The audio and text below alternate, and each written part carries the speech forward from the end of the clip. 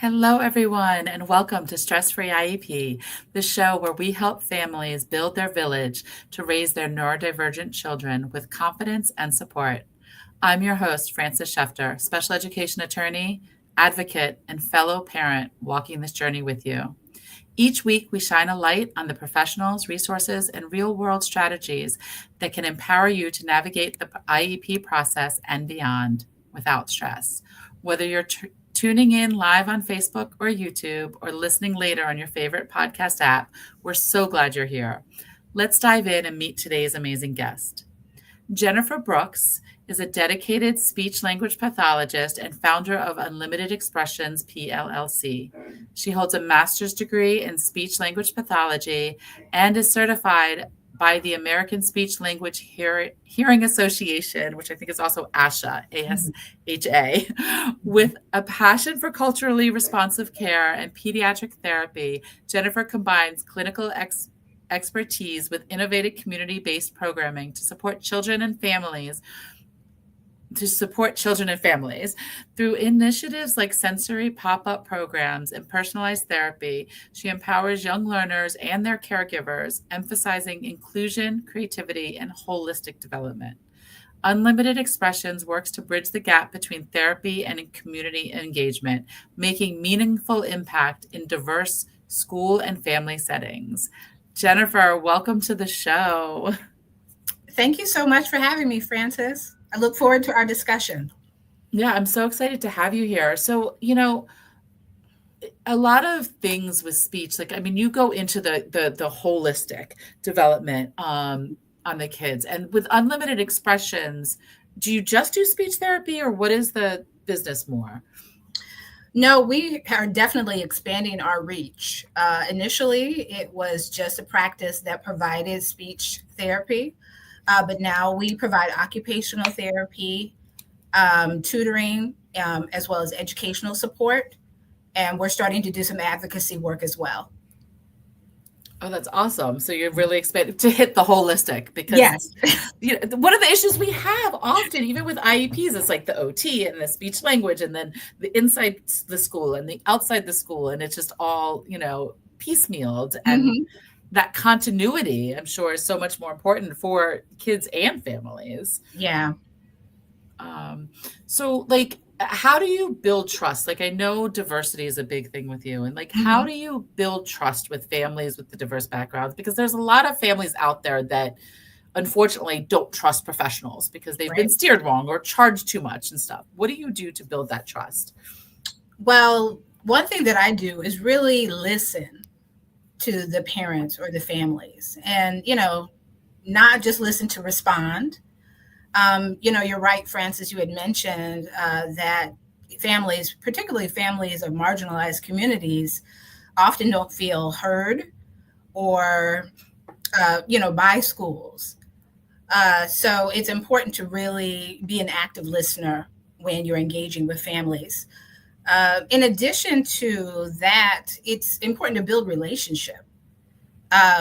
You're building that relationship before you're giving those recommendations. So what does a relationship look like, or relationship building look like? It's, having a home visit, calling the family, not when there's a problem, but maybe to celebrate a small win that I may have seen in the therapy room or teacher may have seen in the classroom.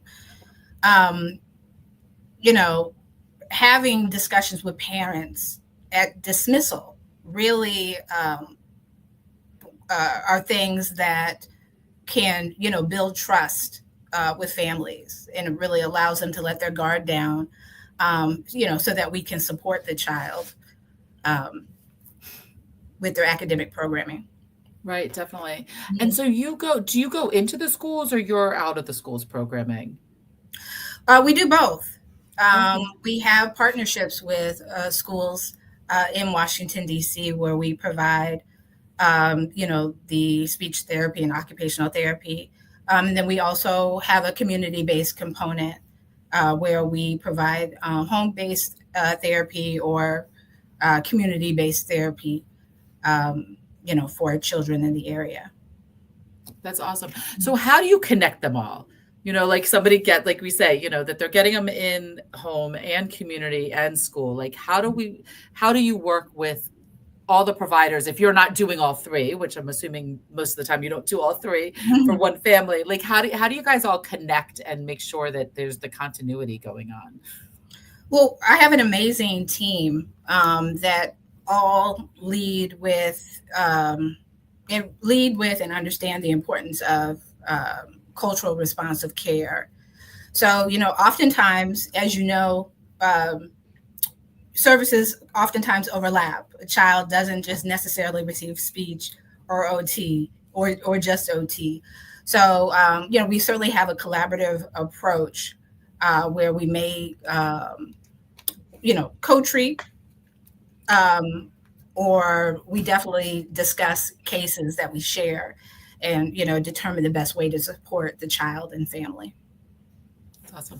And I know, like, you're talking about the culture values and stuff. It's a big thing. I know for me, I started my career as a special education attorney. A lot of the work I did was the abuse and neglect system in DC. And, culturally, things are different, with all of us in living in the city in DC, living in the suburbs, not even looking at economic diversity and stuff. Like, how do we help bring in the culture and values of everybody to make it equal, and that it's not forcing people to fit into other people's cultures? Does that make sense? It does. Again, it goes back to going into a situation with humility, being able to, again, going back to that active listening to the parents, asking them about, their culture and their values, and really understand that every family within that culture is beautifully unique, right? So we can't just paint a broad brush. But it's an ongoing practice. It's something that never is going to stop. And, sometimes it requires you to be uncomfortable as a teacher or as a clinician. But there's growth, in that discomfort. But I think it's, if you're consistent and you're intentional, I think it will be well received by families of diverse communities. Yeah, because I see it all the time with, especially like in the autism community now, the biggest thing, like it used to be everybody's like, oh, make the kid make eye contact, like, why? That's not, I don't want to force my child to be uncomfortable. Like, why are we forcing the kids to fit into what we say is what you should be in school? Why aren't we teaching everybody else how to accept the kids for who they are and how they are, right? Right. It's such a big thing because, and it's the same thing like with, deaf kids of why aren't we teaching the rest of the class how to sign to communicate with the child? Why are we only focusing on how that child communicate? Like, like let's look at teaching everybody to accept, because when we make it like, yes, it's an individual education plan. We can't force everybody else. And this is, what it is, but we can't, like, you're just separating them more. Right. Yeah, I think it's definitely important to have that inclusive approach. Right. And like looking at what the priorities are, some, I know like one of the biggest things, and it's such an argument of with, all No Child Left Behind and everybody should go to college and stuff. Well, you know what? Maybe some families don't want to go to college. Right. Like they're a family of HVAC, technicians, and that's what they want to do. And that's what they need to learn. So why are we forcing them to do this path if that's not where they are? Right. No, I agree. Yeah. And but that's a whole nother story of like the whole algebra and, it used to be that you could do it in the 2 years. And now they're saying, no, we have to, and forcing everybody into that box. Right. Like, this is what school looks like, and this is what a good student looks like. And this is what a good learner looks like. And how do we make them all fit? Right. We don't, as we know.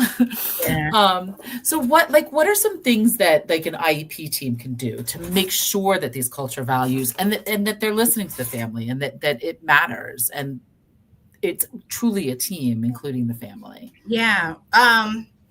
Well, I think it's important to share with the parents that, the IEP is a fluid document and it really should reflect the whole child. So, ways in which you could include the parents in the IEP process is really explaining to them that they're not visitors at IEP meetings. They are a part of the team. I think it's also important to ask them questions when, during the evaluation process and IEP development, figure out what, they want for their child. What does success look like for them? Again, asking them about their culture and their values. And I think if you have that information, you can embed that into your present levels of performance, your goals, service delivery, progress monitoring, so that the child so that the IEP really is compliant and you have that connection, that cultural connection that you're looking for. Yeah. I mean, it's interesting because everybody says, oh, it's an IEP team, but then a lot of times people think the school and the family, and they're separate. But when you look at the way it's intended to be, like you're supposed to have a special education teacher. That's the person that knows how to modify things for special education.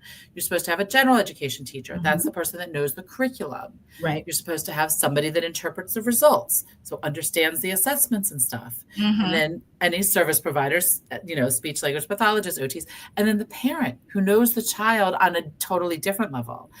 And the reason for that is that every person has one part that helps make the whole process, a whole of the child. And schools forget that, and teachers forget that. And, I'm sure you've seen it going into IEP meetings. You can totally tell, like, when the principal is the one that, like, no, you don't say this, you don't do this. You know what I mean? Like, yeah, those. But, like, that's not the team. Like, it's supposed to be like, okay, so I see the child is struggling here in reading, is what the gen ed teacher is saying. And the special ed teacher is like, oh, well, how about modifying it like this? And the parent can say, well, what I found at home is when I do this. Right. And when we truly work like that team, we get a full document that really helps the child and builds on their strengths. Yeah, for sure. I always like to say that everybody or everyone at the table is an expert. Yep. Exactly. Parent included.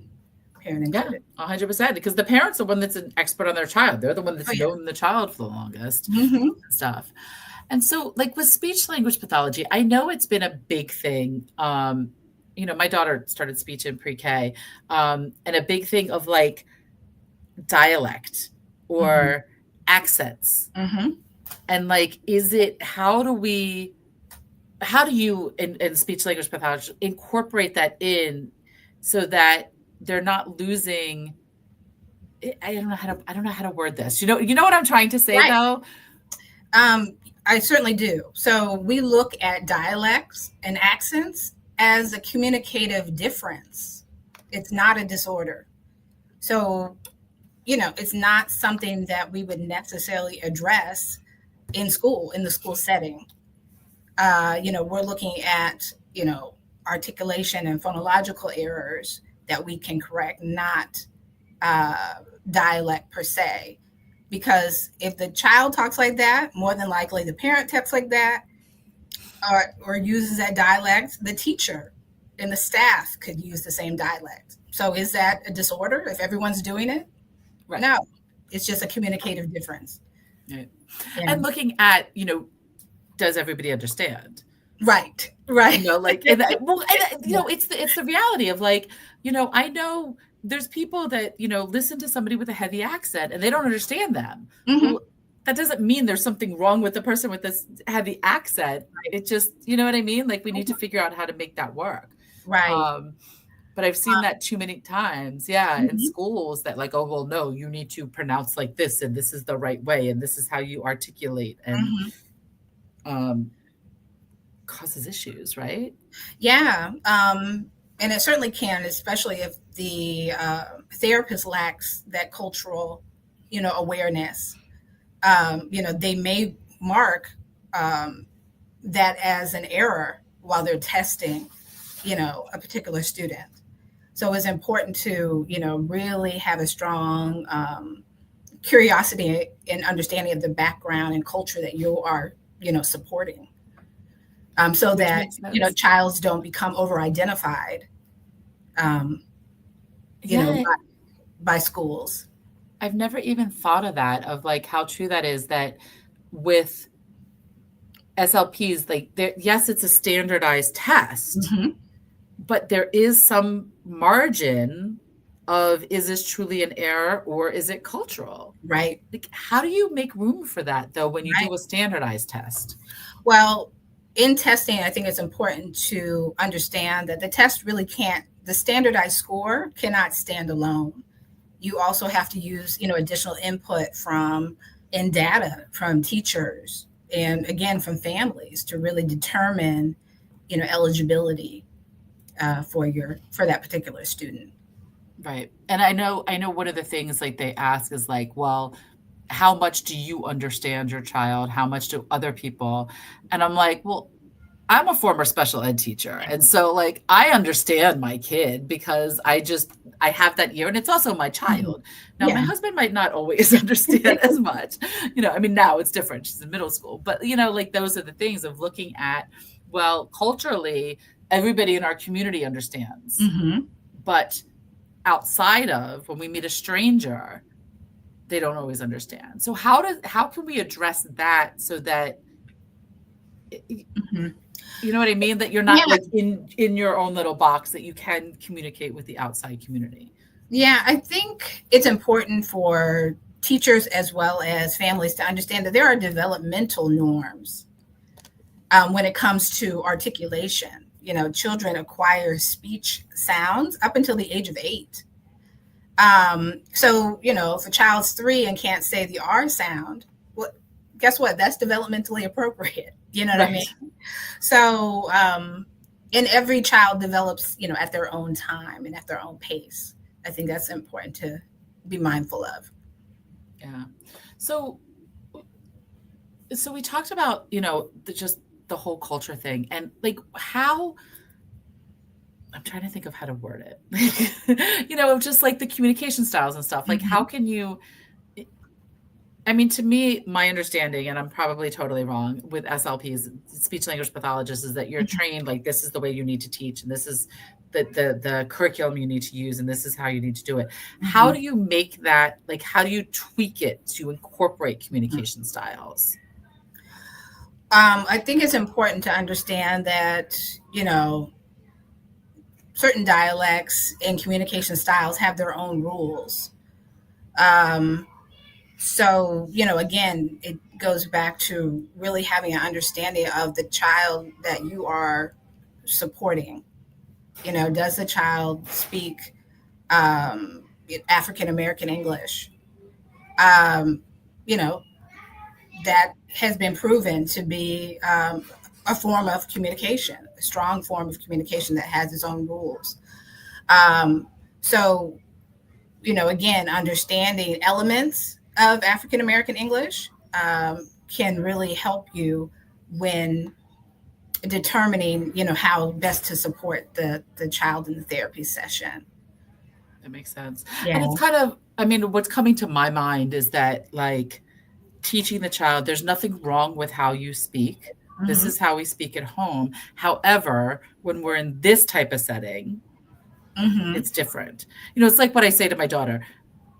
Anybody that knows me, I tend to cuss a little bit too often.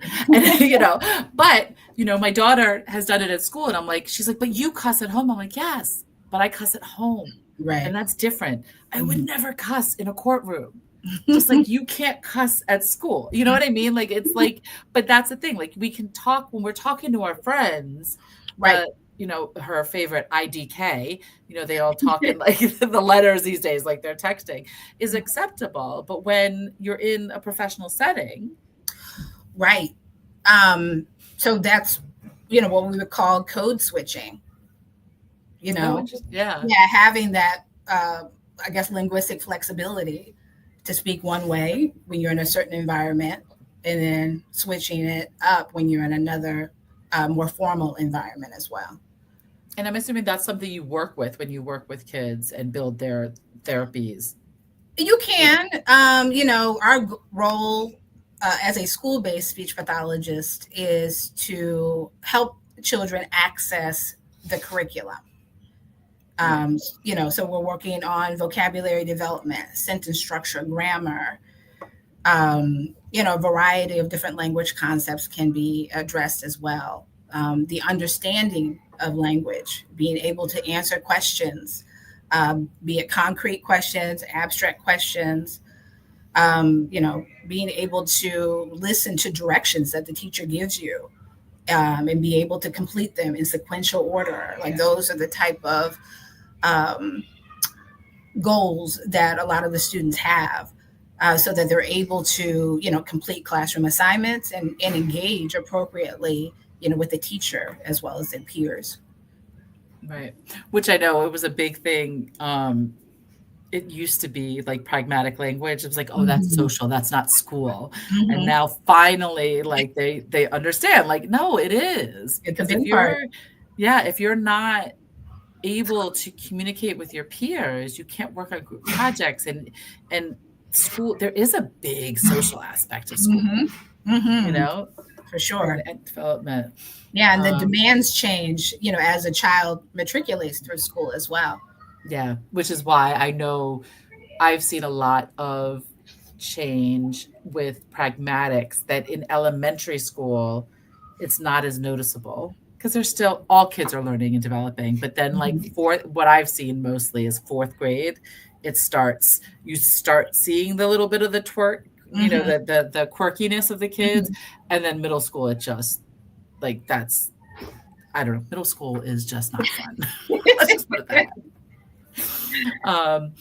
I mean, and that's like, but how do you, I know one thing that comes up a lot with my clients and with kids is that fine line that we need to make or decide on is that, does the child need the therapy? Like, yes, the child does need the speech therapy, but at what cost?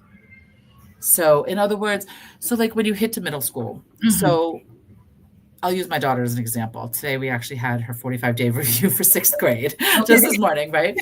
And she had been begging me. She's like, Mom, I don't need speech anymore. I don't want to go to speech anymore.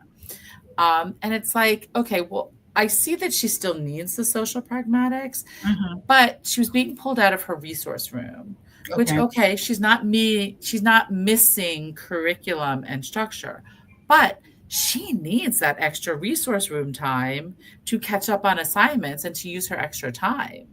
So like, let's look at that balance. And, as a team, we discussed it and we're like, you know what, she's really doing okay without it in the educational environment. And she's more stressed about being behind in her classes. Okay.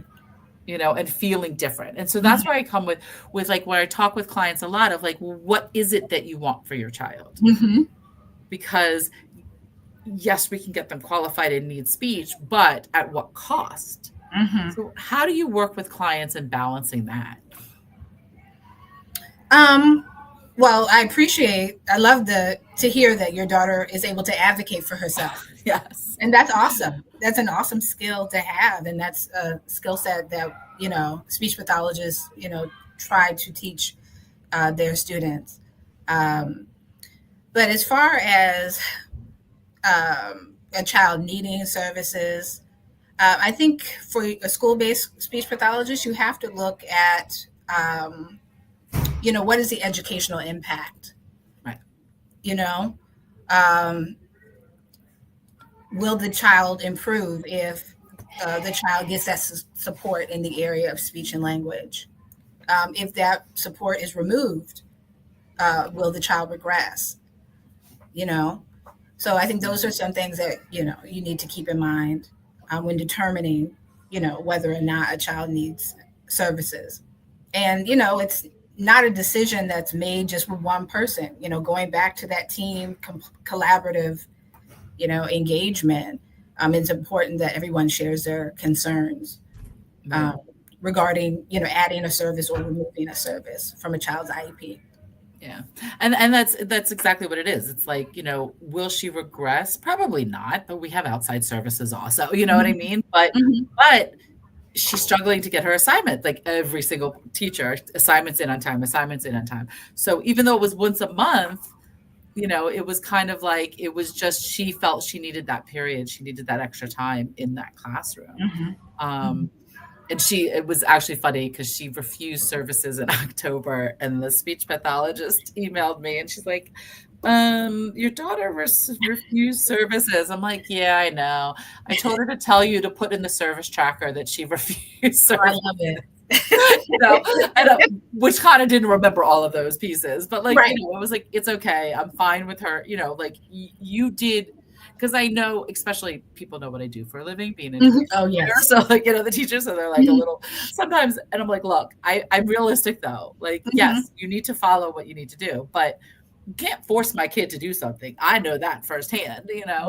And as long as you have offered the child services and it wasn't like offering it that she missed lunchtime, you know what I mean? That Mhm. obviously Mhm. she's not going to go, that you truly offered her the services and she's refusing to go, then I'm okay with that. But Yeah.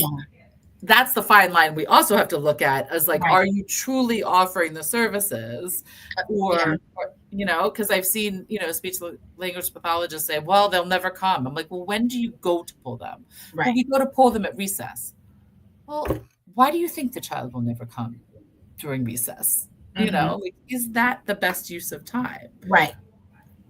Which I know is a balance for you guys because I'm sure you guys have certain rules of when you can pull kids, right? Depends on the school, to be honest with you. But yeah, I mean, no child likes to be pulled during recess or during their favorite special. So it does require a certain level of flexibility, you know, from the professional in order to support the child. Yeah. So let's go back around to like what you do. So Mhm. how do you help families with unlimited expressions? Like Mhm. in what sense, if people are like, huh, I don't know, my daughter has a speech problem or my son has, pragmatic issues, how can you help? What should Mhm. people do? Well, outside of supporting children in the school setting, we are developing new programs. We just launched a Saturday sensory pop up program for children between the ages of 3 to 5. And it's essentially therapeutic play. So we're targeting, sensory integration, we're targeting communication skills and development, and we're targeting that social pragmatic language through play and through activity. So when you Um, say pop up, is it just like you put it out there and people can just show up or register, or is it a class you sign up for? yeah, we'd like for people to register. You can register for it's a 4 week program. You could register for the 4 weeks, or drop in on certain Saturdays if you're not avail if your child's not available. All 4 weeks. And this particular pop up is at the Penfield Play Lab, which is located in Upper Marlboro, Maryland. But ideally, we'd love to pop up all over the DMV. Honestly, Yeah. No, that sounds awesome. And I know yeah, we'll have links to it. I'm sure you have the links to the registration. yeah. We'll have the links in the show notes once we go formally out. So for parents that feel that their child's speech and language, like their Mhm. needs are not being met, what are some pointers you can give to them to help parents get speech services on the IEP or Mhm. appropriate goals? Like what is the language that they need to say, basically? Well, I think it's important for parents to share their concerns with their teacher. This is what we're seeing at home. Are you seeing this in the classroom as well? It's difficult for us to understand Johnny when he's playing with his siblings. He oftentimes has to repeat himself, and oftentimes gets frustrated when he's not understood by the family. Do you see this in the classroom as well? Um, I would encourage parents to ask if the child can have a speech and language screening through the school. And the screening will determine whether or not additional testing is needed. And what if, because I hear oftentimes, oh, my child didn't qualify for speech Mm-hmm. because it wasn't that 25%, Mm-hmm. right? Right. Do you have any pointers for parents that maybe the child didn't qualify because of the 25%, but they're atypical or something, because I know Mm-hmm. sometimes you can, but the parents don't know how to argue that. So do you have any pointers? Do you know what I'm saying? Like pointers on that? Yes. However, I think it's going to lead to services outside of the school setting. You Got it. know, even though there are standards in the law that the IEP team has to adhere to, there's still opportunity for your child to get support outside of the school setting. I often refer families to local universities that have speech and language clinics. Howard has an amazing speech and language clinic where children and adults can go to and get support. GW has a clinic as well, and I believe the University of the District of Columbia has a speech and language clinic where families can get that outside support. And then there's also the good thing about that is that they are being taught by graduate students, but they're being supervised by a certified clinician. Those students are being certified or supervised by a certified clinician. And then there's also, various private practices in the area that can offer support. Oftentimes, speech and language practices have similar like Saturday programs or even summer camps that target articulation and language development. So there is a lot of opportunity outside of the classroom setting or outside of the school building for parents to get that support for their children. Right. Yeah, because that's the biggest thing. And I did a presentation it was a speech and language seminar. I think there was like 800 speech and language pathologists on the medical versus the educational, because there's a big difference. And I know schools get it wrong, parents get it wrong, everybody gets it wrong. But it's the biggest thing that I come across is the educational impact. And that's where speech pathologists aren't, unless you're school-based, aren't always taught about the educational impact. And so they write their reports for the medical because that's where they are. My presentation was like how to take that medical and turn it into the language we need for the educational impact. Because it's a big difference. Yeah. And parents are coming into schools with outside evaluations that say, and the school saying, well, that's all medical. There's no educational. And they have to learn how to, but this is the educational. Right. And oftentimes I've shared with families that have sought, evaluations outside of the school setting that, the team has the right to accept or reject that report. So just be mindful of that. Right. And they can accept parts and reject parts. And, people often say, well, I got a medical diagnosis. Well, I had somebody say that they qualified because of this. And that's not an IEP team, unfortunately. Right. I mean, yes, it's, as you said before, it's one piece of data, but we need to look at everything else and like, where is it? And that's the biggest thing that I tell families is that you just need to find that link of the educational impact. And if there's not that link, and I also tell them sometimes it's just not even worth the fight. If you have good medical insurance, or you can go to one of these clinics and get it, on the nights and the weekends, like sometimes that's the better option. And then again, goes back to culture and family values of, like, is it okay for doing this stuff outside because we want school to be focused on school and the kids not to feel different, right? Right. That's looking into. So what are the questions? What did I forget to ask you?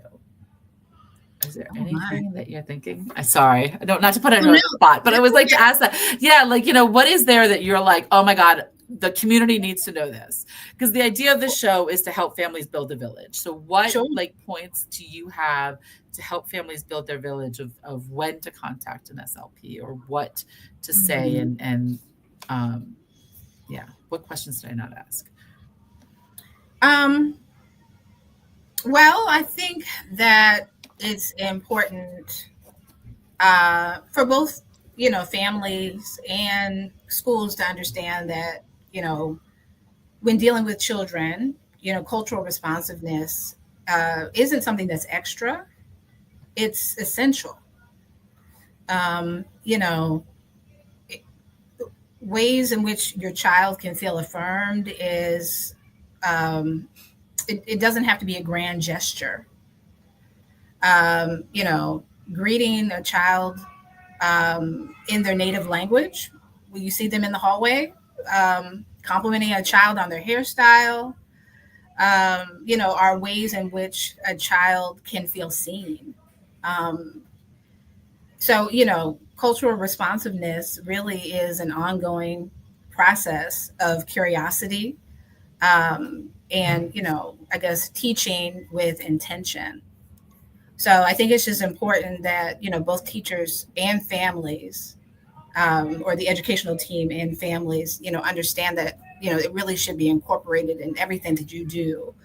Um, you know, that allows the child to really feel safe, and really to engage and to really lock into learning.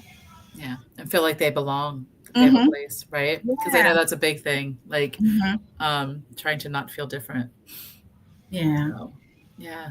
So if people are like, "Oh, I think I need these services," and love the idea, because I absolutely love the idea that you're doing speech and OT and like kind of the full Mhm. wraparound. How should they get in touch with you? What's the best way to reach out?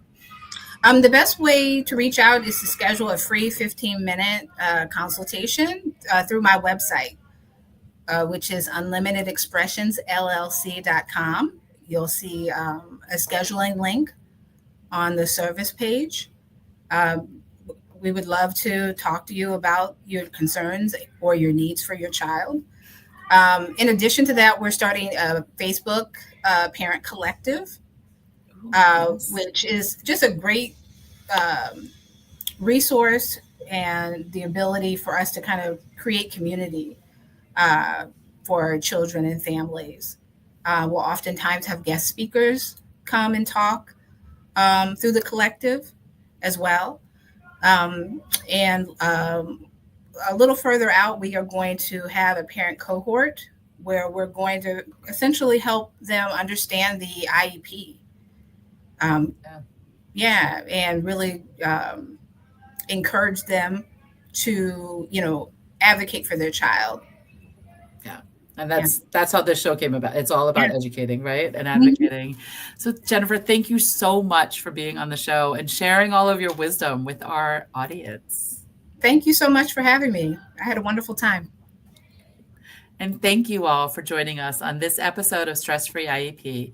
We hope today's conversation gave you new tools, insights, or just a little more peace of mind as you support your neurodivergent child. Don't forget to subscribe so you never miss an episode. And if you found this episode helpful, please share it with someone in your village. You can always learn more and connect with me at schefterlaw.com or follow along on social media. Until next time, remember, you do not have to do it all alone.